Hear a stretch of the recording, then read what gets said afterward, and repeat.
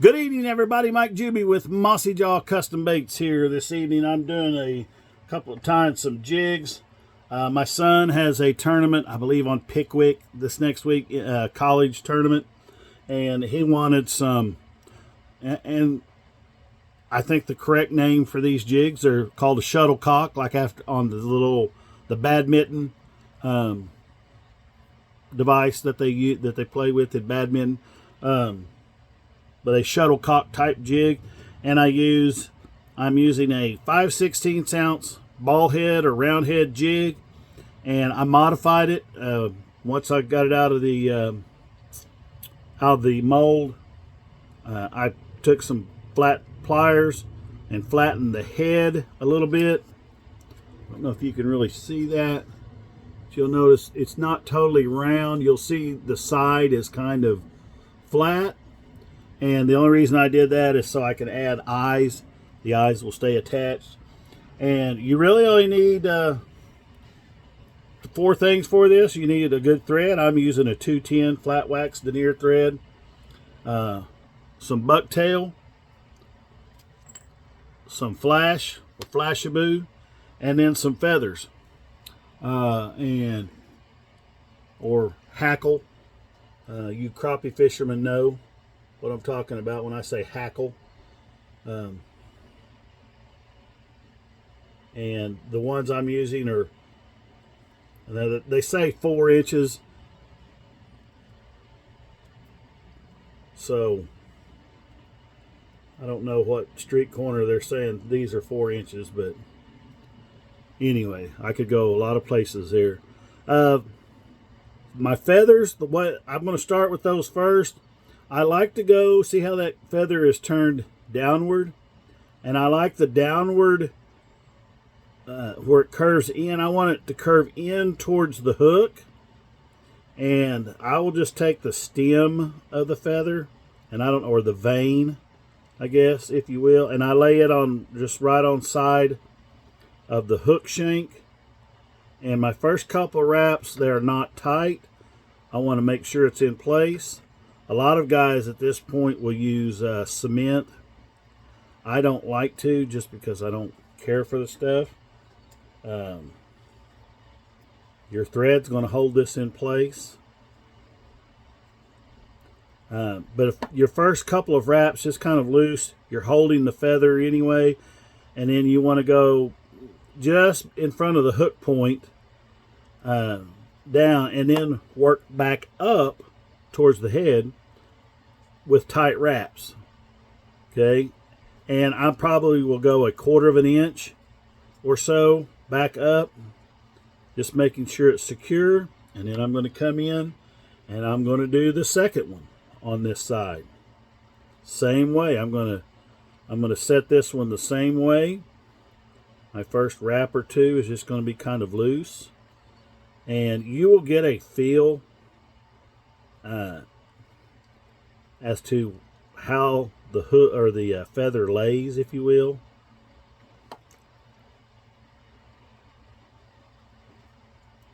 Pretty quick once you tie a couple of these. But I'm going to get all 4 of these feathers on here. You can do one side and then do the other, and then go back and do the other side, one on each side. That I don't think really matters. But I do like to do one at a time. I don't like to set both of them on there.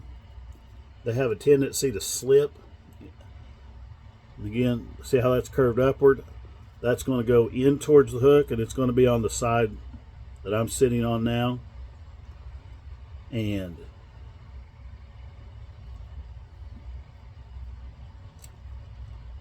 a lot of guys will cut that fuzzy off. I don't particularly care to, just because even though you're going to hide that, so to speak, with bucktail, I don't mind if a little bit of it's hanging out and loose, just because it just adds a little bit more character, so to speak, to your jig.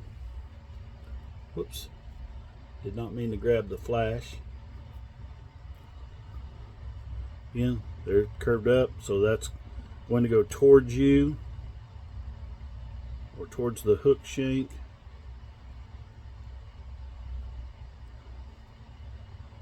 And again, your first couple of wraps, you want it I don't want to say loose, but you want to be able to manipulate it and move. You're not moving it much if you get it seated just right.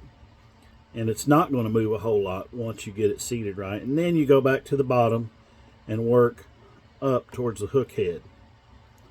Once I get this done, I'm going to try to cover up all the fuzzies this way. And I'm just working my way back up to the hook shank, or to the hook head. Well, that's all I'm doing. Now I'm going to start with my bucktail. And I'm just going to pull off, just pinch a little bit of bucktail. And I'm going to cut that. And thin it out just a little. Just take all them little loose fuzzies off there. And you'll notice the bucktail that I'm using, it's just original. It's natural, I guess, is the correct word. And I'm going to set this. I'm going to start with my bucktail on the bottom or the throat. And my first 2 or 3, 4 wraps are not going to be tight. I want to kind of be able to maneuver this around and get it to where I want it. And then from the bottom, let me use my pointer here, from the bottom of the head, I will probably go down the hook shank about 1/4 of an inch. That's it. And then I'm going to wrap back up towards the head. And once I get that covered nice and neat, then I'm going to turn it and do either side of the jig.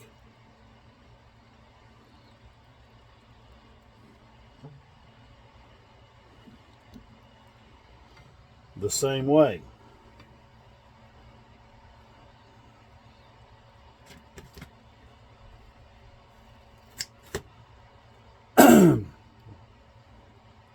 Great post-spawn, early summertime, late summertime jig. The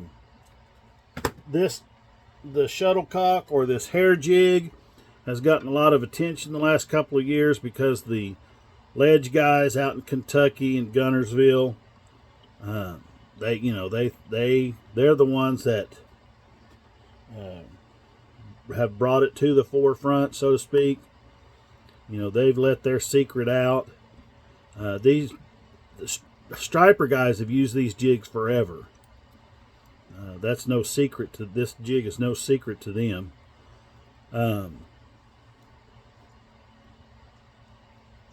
And it has really come on in the bass world, so to speak.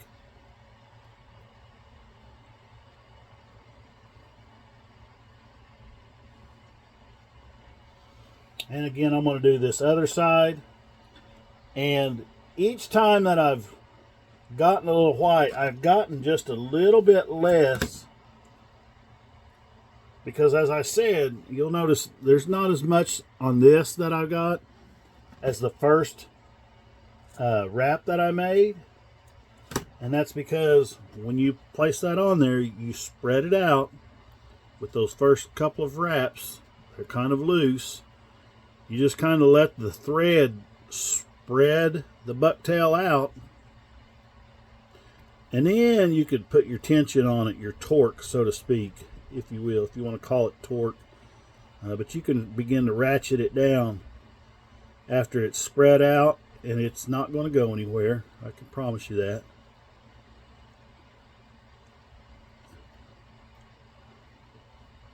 And this particular jig, I'm going to add just a little bit of color on the back, and not a lot. I just want something that gives it just a little bit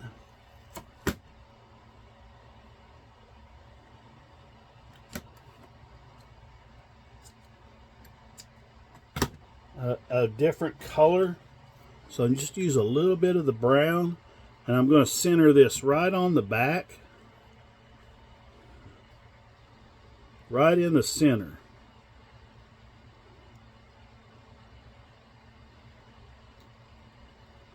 There we go. And then I'll put my Flashaboo on after I get this tightened up. That'll be the last thing that I actually tie before I put the eyes on.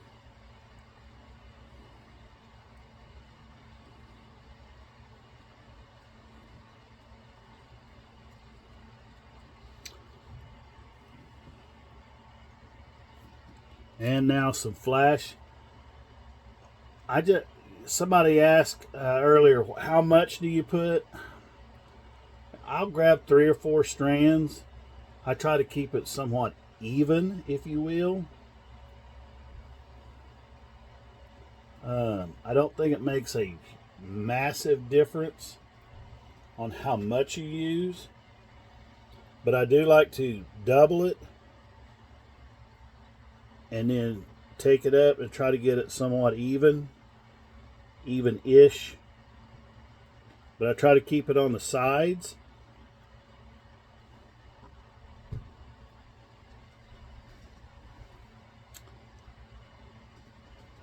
And then once I get that first wrap or two, I just lay it down so I know it's sitting evenly on the sides.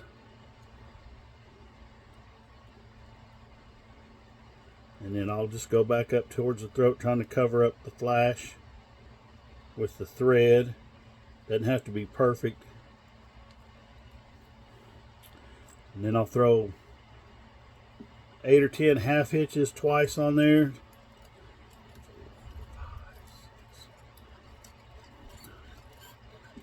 Just to make sure it gets locked in place good.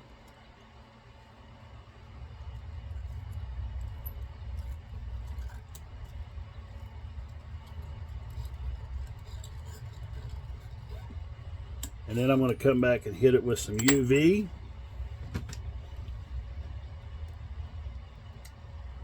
Which I'm not going to do in front of you. I'm going to put the eyes on first. And I just use Loctite, just a little daub.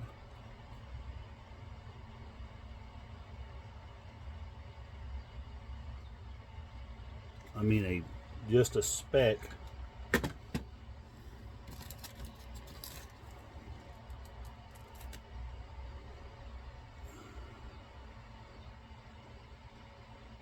And the only reason I'm going to use the tiniest of tiny specks is because I'm coming in behind this, and I'll cover that head with the UV just so the eyes don't come off. That ensures the eyes stay on there. That UV, it hardens pretty good, and you seldom have to worry about that.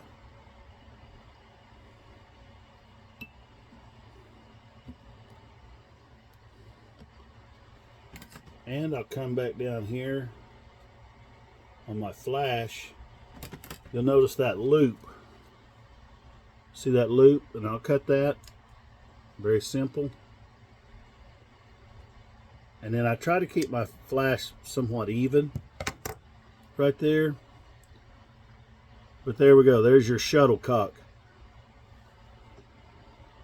Simple jig to tie, and a great tool for those early summertime fish when they start to school up post-spawn. Get you a ball head jig mold. Go get you those 4 materials, some 210 thread, some bucktail, some hackle at your local tackle store, and tie you one on. I appreciate you guys. Hit that like button, hit that subscribe button, hit that follow button, and outwork yesterday.